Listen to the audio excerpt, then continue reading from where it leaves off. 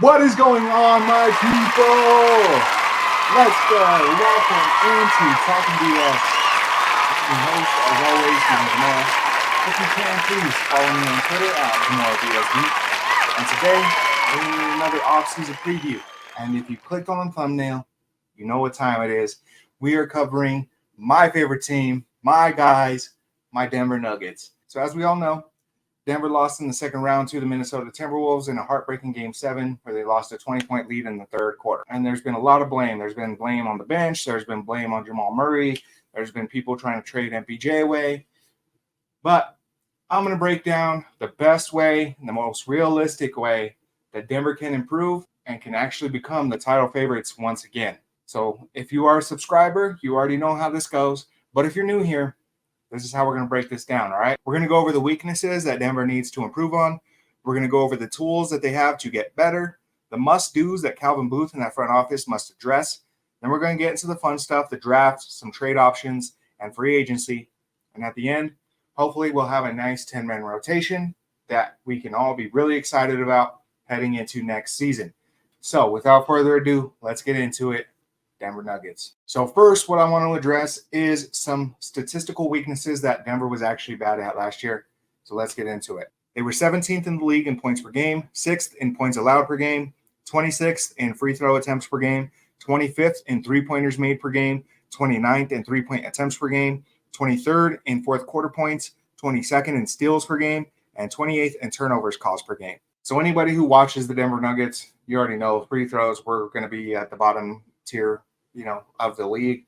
Jokic, Jamal, MPJ, these guys just don't get fouls. They just don't pick them up. The refs, you could call it bias, you could call it hate on the Denver Nuggets or whatever, but for whatever reason, they just don't get free throws.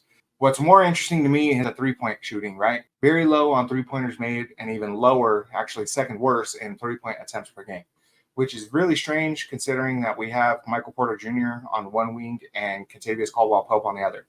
Two guys who are well above 40% and considered like some of the best snipers in the NBA.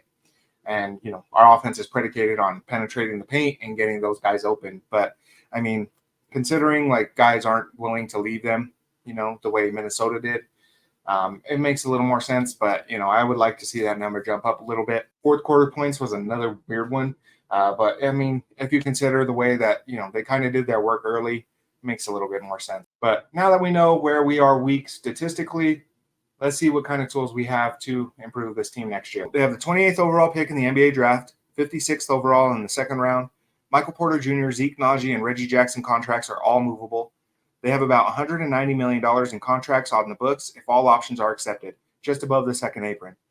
25 through 2030 first-round picks are all top 5 protected. If they land between 6 and 30, they are owed to either Orlando or Oklahoma City. So with that said, and we know what Calvin Booth has in his arsenal to, improve this team, let's get together a checklist of things that he must address before we go any further. We need to keep the core together of Jamal Murray, MPJ, Jokic, Aaron Gordon, and try our best to re-sign KCP.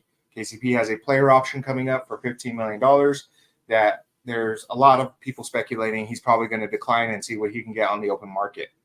We need to add, anybody who's watched this team knows we need to add a backup center and a backup point guard. Jokic and Jamal Murray were just absolutely gassed. Jokic played every minute in Game 7 against the Wolves except for 1 minute. And a lot of it is just because we don't have a viable backup big man to supplement those minutes. Anytime he's off the court, we just bleed points. We just bleed, net rating, and we need somebody who can kind of fix that. And another thing, I think personally, we have too many wings just on the bench. We have Julian Strawther, Hunter Tyson, Christian Brown, Peyton Watson, Vlatko Chanchar. We just have all these guys who can play between the 2 and the 4, and we only have so many minutes to go around. So I think maybe a little bit of consolidation might be in order. And, continue Project Dynasty. We have the 28th overall pick in the draft. I intend on using it. So speaking of Project Dynasty and using that pick, let's take a look at some draft boards to get an idea of what kind of prospects are going to be there for that pick. So on your left is going to be a big board provided by CBS. On your right is a big board provided by Tankathon. And the middle is going to be a big board provided by The Ringer. And as you can see, I didn't really address the top 10 players because Denver's probably most likely not going to end up in the top 10 anytime soon. They're definitely not going to be trading anything to get up there. So I kind of skipped that. But there are some really good players. If you look at the player comps, there's some really good players. The way I describe this draft is 1 through 5 is kind of a toss-up. And then 10 through 30 is a basically pick 'em. It's what kind of style of player do you want, right? You got your guys in here like Chris Middleton. You got guys like Michael Finley, guys comp to Kyle Anderson, Bruce Brown, Nick Claxton, Lou Williams, Jared Dudley, Jalen Smith. There's just guys all over the place that can fit any team's needs. This draft is really deep on 2s and 3s. I ran a bunch of simulations on Fanspo and ESPN mock drafts and stuff, just to get an idea of like where these guys are going to be falling and stuff, and what kind of people were kind of looking at, or what kind of players we're looking at that 28th pick. Bigs, like Deron Holmes almost never makes it. I think I maybe had one where he's made it and fell that far. Bigs just aren't going to last that long. There's only a handful of them. Like Khalil Ware is going to be gone before then. Eve Missy is going to be gone before then. Deron Holmes most likely going to be gone before then. The Miami Heat are talking about Deron Holmes at 15. He's not landing at 28, in my opinion. Point guards. I think Tyler Kolek might fall to 28. But to me, Tyler Kolek just isn't somebody I want. I'm not big on Tyler Kolek. I would skip on that. So in my opinion, one guy who really stood out to me, who would consistently fall to that spot, and I think could be an absolute steal at 28, Terrence Shannon Jr. from the University of Illinois. So he's a 6'7", 220-pound prospect out of Illinois, averaged 23 points a game, 2.5 assists, 4 rebounds. 47% from the field, 36% from 3, and 80% free throw percentage. If you know who Terrence Shannon Jr. is, he was dealing with a rape case. And I do not take that lightly. As someone who refuses to even acknowledge Miles Bridges in any of my offseason previews because of the harm he did to a woman. I'm one brother amongst 3 older sisters, had family members who have been in situations like that I don't even want to get into. I take that very seriously. He was just acquitted. He was just found not guilty the other day. And if you look at the story itself, it seems a little weird to me. The woman, I guess, claims that she was in a bar that was so packed that she couldn't move, and that somebody came up to her in the bar and grabbed her butt and then reached under her skirt, then identified Terrence Shannon Jr. as the guy who did it.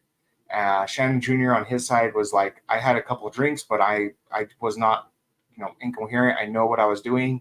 I'd never even seen this woman before this, these accusations. I don't know who she is. He even, got suspended from the University of Illinois and had to write a letter to them, basically telling them, I'm going to sue you if you don't let me play this season, because I'm completely innocent and I just want to be able to play in the NBA one day. That's my dream. And he ended up winning the lawsuit, won the trial, was found not guilty. Now that the trial's over, I don't even know if he is going to fall that far, because there are going to be teams who are willing to take a chance on him.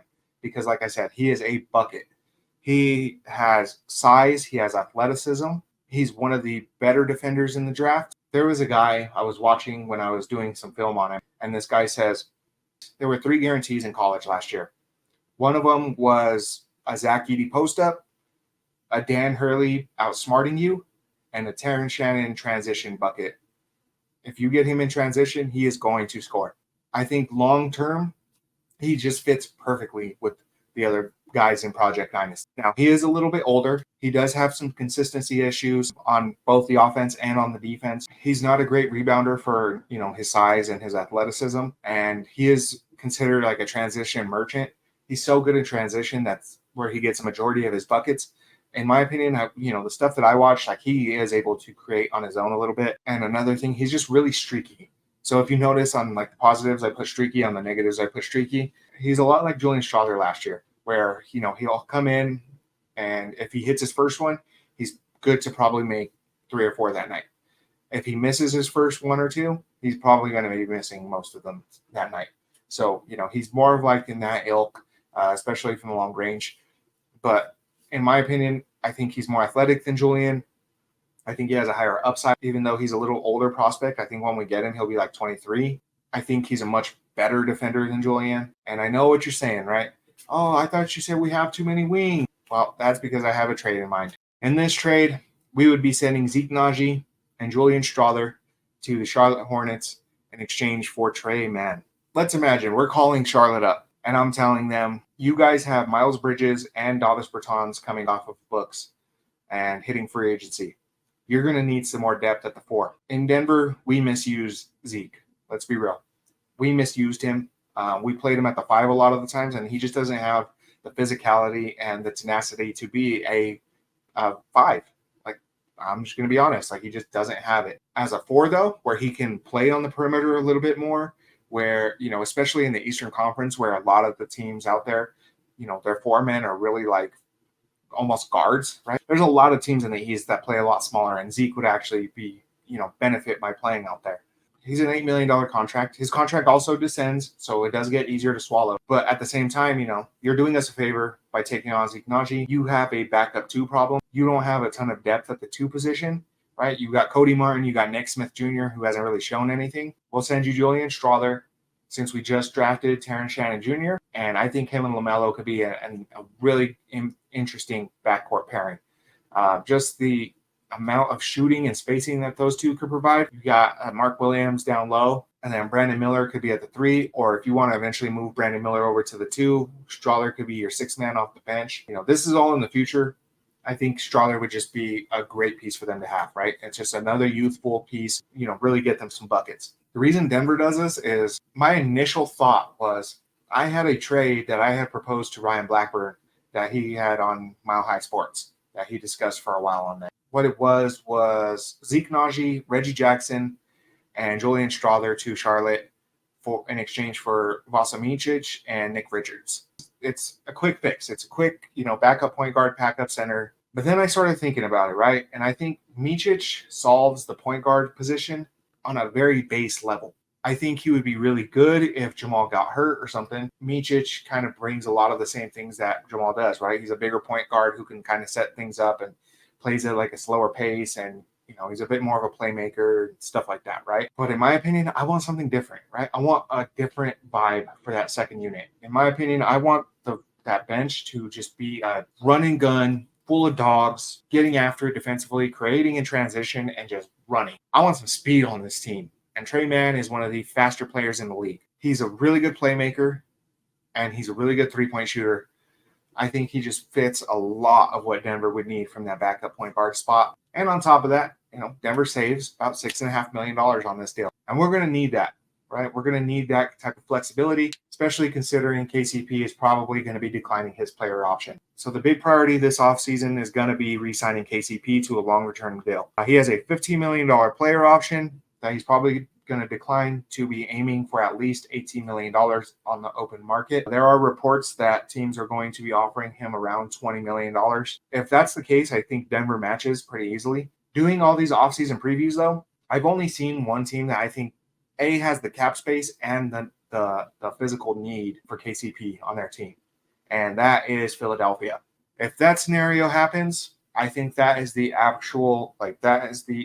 absolute limit that I would be willing to pay KCP. I think in a vacuum, KCP is not worth $25 million. On this team, though, is a different question. It's easy to say it's not my money, but at the end of the day, if it's $25 million, I would go ahead and match that. Anything more, though, I think I would probably let KCP walk. But given the situation, truthfully, I don't see a team offering him that. I don't even see Philadelphia offering him that. I think there's just better options for them and using that money, more spread out. So I'm going to go ahead and assume that we're going to re-sign KCP because anything more than $25 million is not realistic. Anything less than $25 million, I think we'd be willing to match. With that said, we're going to be well over the second apron, meaning we're only going to have veteran minimum contracts to be able to sign here, which is fine because we have the core in place and we have most of the bench in place. I think we're going to be relying on more progression from Christian Brown and Peyton Watson and all those guys. If we have KCP back at the 2 guard, we're running back the same starting 5, which is arguably still the best starting 5 in the NBA. The progression of Project Dynasty, I think, is only going to make this team better. You added Trey Mann in a trade, so now let's hit free agency and see where we can add either a backup center or just some extra pieces off the bench. So the way I'm going to break this down, I'm going to give you 6 options basically on every tier, right? So the first 6 guys are going to be guys I don't think we'll be able to acquire for the vet minimum, but it's worth a shot, asking them to take a meeting, see if they'd be willing to ring chase with the Nuggets. So that tier is going to be Markelle Fultz, Dennis Smith, Russell Westbrook, Isaiah Joe, Andre Drummond, Jalen Smith. Fultz and Smith are two guys I think would be really nice to have. They're both very good athletes. Smith is more of on a, uses athleticism offensively a little bit better, and Fultz uses his a little bit more defensively. But both guys can set up the offense on the second unit and be really good playmakers. Isaiah Joe and Russell Westbrook is more of like your veteran presence. I think, just to have the name of Russell Westbrook on your team, I think wouldn't be the worst, especially for what he brings. I think a lot of people in Denver hate on Russell Westbrook and think he's completely washed. But if you watch him, he actually still has a lot of game, right? He still has a lot of it. He's not as athletic as he used to be, but he definitely knows how to play still. Isaiah Joe would be a great shooter off the bench. I think that'd be a great option. And then as far as big men, right? Andre Drummond, Jalen Smith. I think Andre Drummond's going to get paid. I think there's going to be teams that are willing to give him some good money. When he did start in place of Vooch last year, he played really well. He's still like a starting caliber center in the NBA. Let's be real.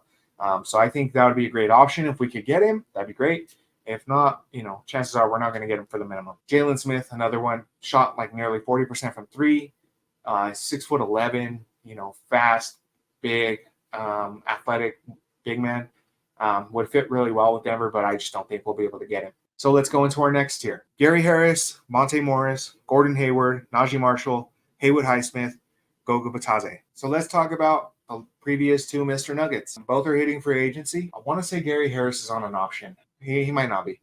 But both of them are hitting free agency. I think both of them could be worth a look. I think if, you don't get Trey Mann, I think Monte Morris would be a great fit as the backup point guard again, because he brings offensively everything that Denver needs from that backup point guard position. Gary Harris is a 3-and-D wing, and just nostalgia, right? It'd be nice to bring those guys back and try to win a ring for them, because those are two guys I personally feel like that all our beloved Nuggets got their rings except for Gary Harris and Monte Morris. Gordon Hayward, Najee Marshall, a couple wings, kind of different. Gordon Hayward is more of like your point forward guy who's going to create a lot for himself.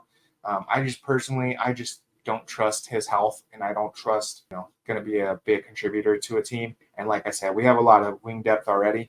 Najee Marshall, he's a little bit more versatile. He could play like the 4-3. He had a career high in three-point percentage. I think anybody who gets Najee Marshall is going to get an absolute steal. I think he's one of the most underrated players in the league. Haywood Highsmith, just a dog, coming from that Miami Heat culture. I think he'd be a really good fit. And then Goga Batadze. I think out of all the big men here, this is my favorite one. I think Goga, I've been pining for Goga forever. He's big as hell, 6'11", 250, 260. Really good post scorer, good post defender, and he's a pretty good passer, which is underrated. Like as far as centers, he might be a top 10 passer in that position. He's a really good passer. He sets solid screens. He does everything that Denver needs. If I'm Denver, I'm targeting him. That is the guy I'm calling first and foremost to be like, let's get you in here. Then let's discuss some guys who, if we got them, it'd be cool. I'd be like, okay, well, at least we got some of these guys, but they're not the most exciting names. Taylor Horton-Tucker, Malachi Flynn, Killian Hayes, KJ Martin, Xavier Tillman, Dario Saric. Horton-Tucker, Malachi Flynn, Killian Hayes. They've all been sort of disappointments on their last teams. Killian Hayes, I think, would be really interesting just because of how big he is. And he's a really good defender, and he's a pretty good playmaker. Think of like Ben Simmons if he wasn't hurt all the time and didn't have like super like all-star potential. So you get the benefit of him playing more often, but he's also just like not great. Can't shoot, can't score really. Horton-Tucker, the reason I have him on here is I think he could run the point. He's not really a point guard, but I think he could run the point. He's a really good defender, and he's a really good paint penetrator. Some things that I was kind of targeting with Trey Mann. Malachi Flynn is just your, bucket getter guy off the bench. If you guys remember, this kid scored 50 points in a game before. He can get buckets, and I think, that bench unit's going to need some offensive punch. KJ Martin is a wing that I have loved for a long time. If Denver could get him, right, Kenny Martin's son, if Denver could get him in and just bolster that wing depth, have somebody who can, play the 4 or the 3 just in case anybody ends up getting hurt, I think that would be huge. And then Xavier Tillman and Dario Saric. I personally would love Xavier Tillman on this team. I just wouldn't necessarily want him to be our backup 5 full time, just because he's undersized. But he can space the floor. He's a tough dude. He's gritty, rebounds, claws on every possession. He's one of those guys. Saric is more of like, your offensive hub. He's going to set good screens. He's going to rebound pretty at a decent rate. He's a really good passer for the position. And he can space the floor a little bit. And I've been yapping. I know this is going to be one of the longer episodes just because I'm so, I'm so locked into this team that I could talk about them all day. That's why I have this channel, right? So with that said, let's get into our final rotation that we've come up with. I'm going to go ahead and sign Goga, right? Let's just say that that's what happens. Like I said, I just hope that they see what I see and they go and kiss Goga's ass and say, we understand you're going to be on a minimum, dude, but if you come here, you're going to be making more money once you leave, and we would just love to have you. You're perfect for us. Let's say we sign Goga. They'll want to say we're going to sign KJ Martin. Those are both two guys I think are very realistic, and I would absolutely be in love with. I would absolutely love these signings for the team. So now you would have a rotation of Jamal Murray backed up by Trey Mann, Kentavious Caldwell-Pope backed up by Christian Brown, MPJ backed up by Peyton Watson, AG backed up by Vlatko, and Jokic backed up by Goga Bitadze. So Vlatko coming back from injury allows everybody to shift back to a more natural position. Christian gets to guard 2s more. Peyton gets to guard 3s more. Vlatko gets to slide in at the 4 where he really belongs. And then the signing of Goga allows Vlatko to not have to play small ball 4 or small ball 5. So I think everybody just kind of slides back to their natural positions. And now that bench unit is like really big. Like besides Trey Mann, who's like, even he's like 6'3", so he's not like tiny or anything. Christian is really big for shooting guards. He's going to give those backup 2s hell. Peyton Watson is 6'8", 6'9", really long wingspan. He's going to give backup 3s hell. Vlatko is a big forward, and Goga is one of the bigger backup centers. So I think that just gives them a size advantage on that second unit. You have a bunch of really good defenders. Goga's a good post defender. Vlatko's a pretty good defender. Peyton Watson is a really good defender. Christian's a really good defender. Trey Mann is an underrated defender. So you got guys who can fly all over the place. On offense, Peyton and Christian and Vlatko can kind of space the floor, sit in the corners, flatten out the offense and let Trey Mann and Goga cook on, with pick and rolls and stuff like that. You don't have to change the offense a whole lot if this is your second unit. Granted, there's going to be, not as good shooting, but at the same time, if Christian and Peyton can start hitting some shots, progression-wise, I think that's what they really need to start getting better at. I think that's perfect. I want to see Christian get a better handle so he can, eventually take over that starting 2-guard spot. He can guard all the things that KCP can't and be able to be a secondary ball handler for Jamal. So that's something I would like to see him do. I would like to see Peyton just work on his jumper like all summer long, come in next year and be over 36, 37% from 3. That would be huge for the second unit. Vlatko just come back healthy. And another thing, if Vlatko isn't, up to snuff yet, if he's just not feeling himself yet, we still got Hunter Tyson that can play that 4 position. So I think that's really cool. And then, if KJ Martin, I think he could play that position. So, there's just insurance for that. I think with that second round pick, another guy that I think Nuggets Nation, you guys should really look into. I just had a conversation with CT Fazio the other day on Twitter. Look up Quentin Post. I think if he falls to us in the second round, man, that's a really underrated player, man. I would not, I'm probably going to come off crazy for this and people might shit on me for this. I would not be completely against using our 28th overall pick on him. I watched a lot of stuff on him. I just don't see what he's falling for. Like, he's an older kid, and that's pretty much all I can see that's really negative about him. So I think, if we could get him, bring him in on that second round pick as a non-guaranteed contract, maybe even as a 2-way, send him down to the G League, and then we still maybe even have Jay Huff. There's some center depth. We have a bunch of wing depth. We got a ton of guards who can handle the ball. We still got Reggie. We still got Pickett. We got Trey Mann. We got Jamal Murray. So we got ball handling locked down now. We have defenders everywhere. We have shooting everywhere. To me, man, I'm so excited. I think this is a great rotation to have. I think if they could pull off a Trey Mann trade, that's great. I think if they could sign Goga, that's even better. And really, those are realistic options. I think those are really realistic things that Denver could manage, given the tools that they have. If you disagree with anything I said, please let me know down in the comments if you agree with everything I said. Let me know down in the comments. I love to hear it. I love to hear the feedback. I love to hear the criticisms. So let me know. I would really appreciate it. If you have made it through this entire video, it means you like this kind of content, which means you would like my future videos because I'm doing off-season previews for every team before the draft. So if you like this kind of stuff, please subscribe to the channel. Like this video, helps your boy a lot. I'm trying to reach 100 subscribers before the draft, so that would be amazing. And I hope everybody has a wonderful day, Nuggets Nation. I love you guys. Shout out to all my Twitter people. Oh, also, I'm going to be on the What's in the Game pod with the homies Will Jones and Grace. Super excited about it. We're going to be basically breaking down this rotation and doing an off-season preview for the Denver Nuggets. Please tune into that. Yeah, I hope you guys have a wonderful, wonderful day, and we'll see you on the next one. Talking BS. We out.